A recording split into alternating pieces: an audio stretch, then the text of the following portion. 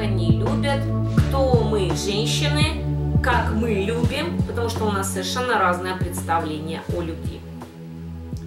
И так хочу предупредить вас о следующем. Будьте активными в процессе работы со мной на портале, потому что от того, насколько вы себя успеете выразить, от этого пойдет ваша точка отсчета понимания ваших взаимоотношений и то, что вы будете способны выводить на более осознанный уровень те взаимоотношения, которые у вас были, так скажем, из вашего опыта, или те, которые в настоящий момент вы имеете. Очень часто мне приходится слышать, что все истории разные, все люди разные, и здесь не может быть обобщений. Я вам хочу сказать следующее, что у вас нет сомнения, то, что доктор, к которому вы обращаетесь, справится с задачей вашего здоровья, правильно? То есть, если врач так грамотный по рекомендации, все, так скажем, в порядке у него с этим, вот, то у вас не будет никаких сомнений, что человек справится с той задачей, которую вы перед ним ставите, правильно? Вот. Почему вы думаете, что психология отличается? То есть, если медицина изучает вас, ваше тело на уровне физиологии, то психология изучает вас на уровне эмоций, значит, ваших интеллектуальных способностей, на уровне ваших психологических сил, это энергетических сил. То есть это все такая же анатомия, как и в медицине. Только это, так скажем, неощутимо, невозможно потрогать, невозможно, это, так скажем, это другая субстанция измерения. Но это тоже измерение, понимаете? Итак, наша встреча сегодня посвящена определенной проблеме. Почему мужчина уходит от женщины, которая его любит? Что происходит с мужчиной, когда он уходит из семьи? Когда он оставляет детей? Когда он оставляет жену? Когда мужчина оставляет беременную жену? Я хочу услышать ваши варианты ответов. Дорогие, вы со мной? Потому что идиот. Ага. Ну, вы знаете, что психология не рассматривает такую терминологию. Да, Версавия, значит, психология не рассматривает такую терминологию, если мы хотим разобраться все-таки в причинах того, что происходит с мужчиной, потому что это влияет на нашу жизнь. Если мы позволяем себе связать свою жизнь с так называемым, как Версавия выразилась, человеком, то кто я, если я себе позволила общение с таким человеком или вообще связать свою жизнь? То есть давайте конкретнее по теме. Ему надоело, пишет Катерина, отлично, он потерял интерес к этой женщине. Отлично, отлично, отлично. Хорошо, далее. Еще какие? Разочаровался в семейной жизни. Отлично, замечательная версия, спасибо, Светлана. Они не хотят заботиться о жене и детях, для них это очень тяжело. Что значит им очень тяжело? Они что, инвалиды, простите меня, пожалуйста, за такое слово? Они что, значит, какие-то, ну, скажем, нарожали детей, им все равно, что с ними будет? Поиск счастья для себя, пишет Ольга.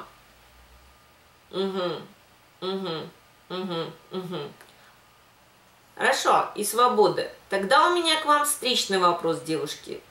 А почему без вас?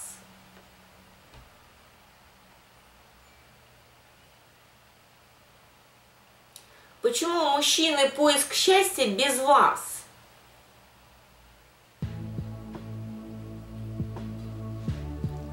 Что вы делаете не так, что с вами он себя счастливым не чувствует? Они устают делать вас счастливой в Версале. Женщина может подавлять. Ага, вот это очень правильно, замечательно. Задушила своей любовью. Вот это верно, Ольга. Он не может раскрыться как мужчина. Отлично, Светлана, замечательно. Значит, если у мужчины появляется другая женщина, если мужчина для себя решил, как нам кажется, развлечься, погулять, развеяться, если мужчину тянет на сторону любопытства и интерес познать других женщин еще не успел, как бы рано вступил в брачный союз, в обязательство верности, отвлечься от бытовой жизни, отдохнуть от рутины и быта. Правильно? Правильно? Это мы так объясняем поведение мужчины, правильно?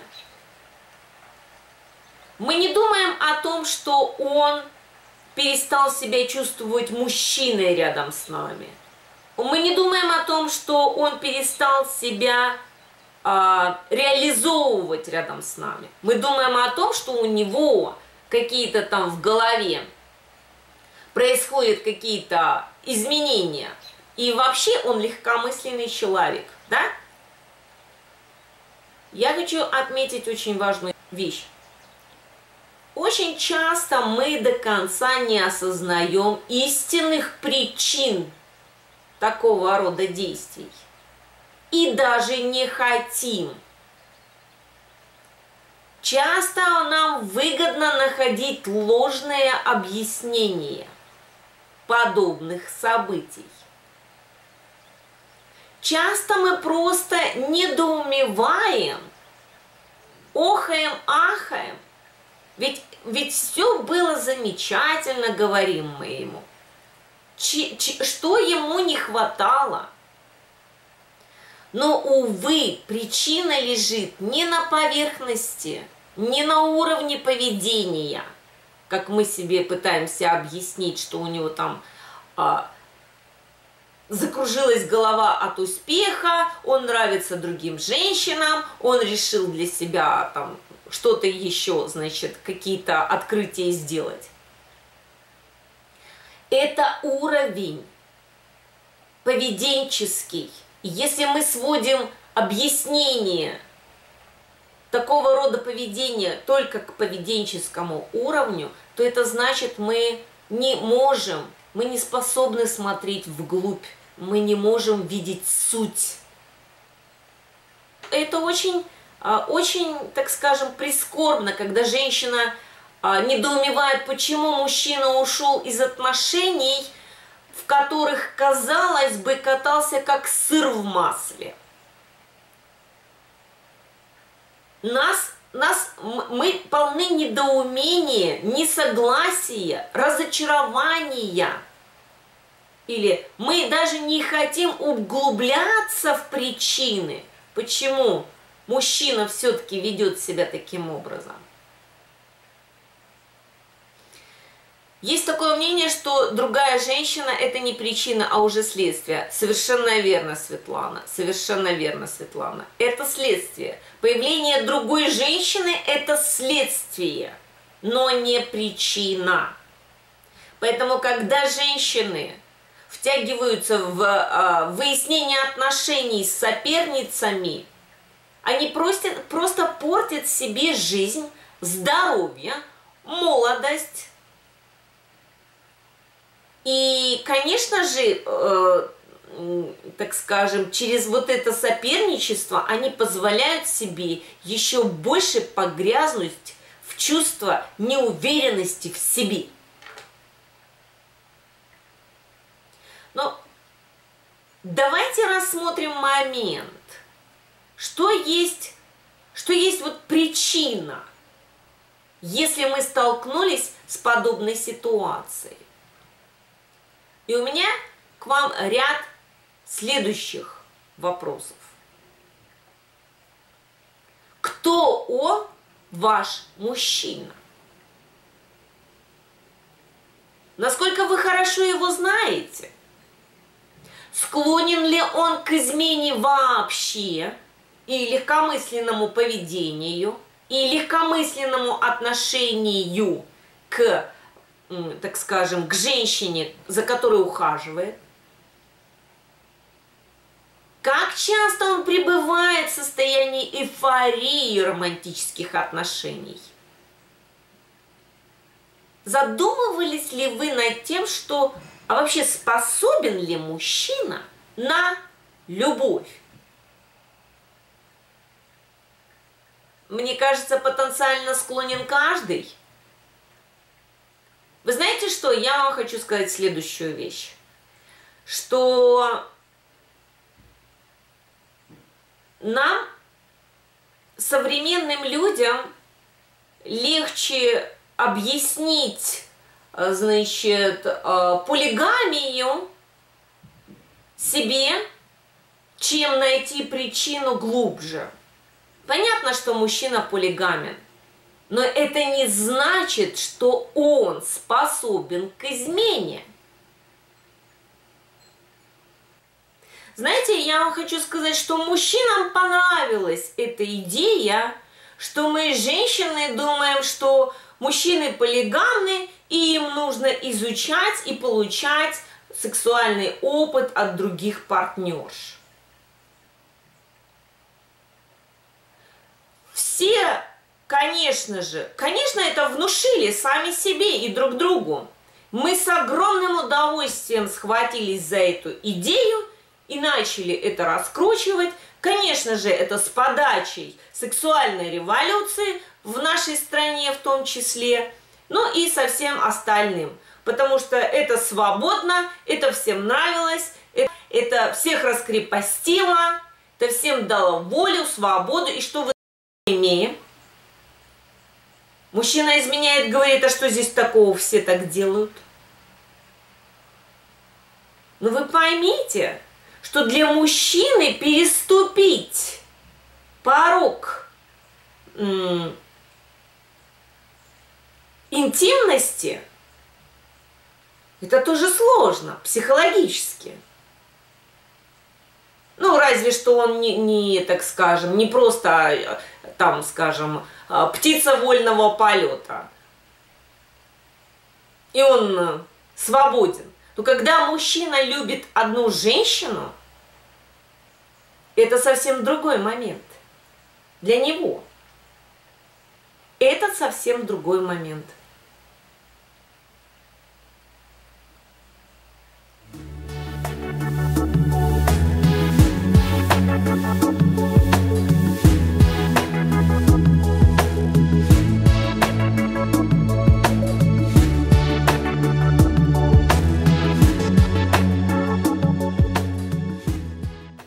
Итак, если мы говорим о том, способен ли мужчина на любовь вообще, или ему свойственно больше, так скажем, состояние романтических отношений, то есть впадать в состояние романтических отношений, и ему так хорошо. И ему так хорошо. То есть, получается, в романтических отношениях он да, окей, все в порядке, он герой, мачо, а в настоящей любви его нет.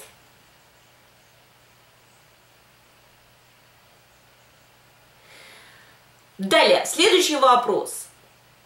Очень сложный вопрос, очень важный вопрос. Кто та женщина, от которой ушел мужчина? Нередко бывает, что мы можем наблюдать в буквальном смысле, как женщина достает мужчину, достает, лишая его возможности быть собой, лишая ему возможности быть мужчиной в отношениях. Да? Мы знаем, вот ряд таких, условно говоря, подкаблучников, которые остаются под каблуком, и уже они уже отключили звук, они уже не слышат ворчливую свою жену, чего-то там живут как-то параллельно с ней. И просто создают, значит, внешнюю условность пребывания в семье. Но он ментально не в семье. Такой мужчина не может быть ментально в семье. Он ментально где-то. Он будет ментально там на рыбалке, с друзьями пьет пиво, он ментально где-то в каких-то, я не знаю, компьютерных играх и еще где-нибудь. Или же другой момент, когда женщина становится мужчине мамочкой, совсем-таки делает все за него. И он в этом смысле тоже не реализуется. Я беру сейчас две крайности, две грани. Одна, так скажем, доминирующая, другая жертвенная. Эти грани нужно учитывать. Но то, что между ними, еще тоже огромный диапазон того, что нужно знать. Далее, какими были отношения, из которых мужчина ушел? Ведь смотрите, любые отношения начинаются не случайно. И завязываются люди друг на друге не случайно. Но явно они проявляют друг другу или чувствуют друг другу симпатию. Почему любовь превращается в бытовые обязательства? Что произошло?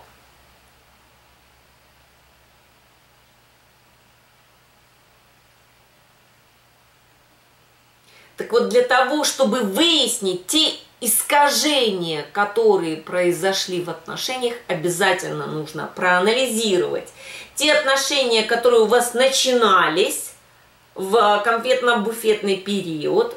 Он не случайно так назван, потому что на самом деле мужчина приносит в этот период конфеты и букеты, и никак по-другому.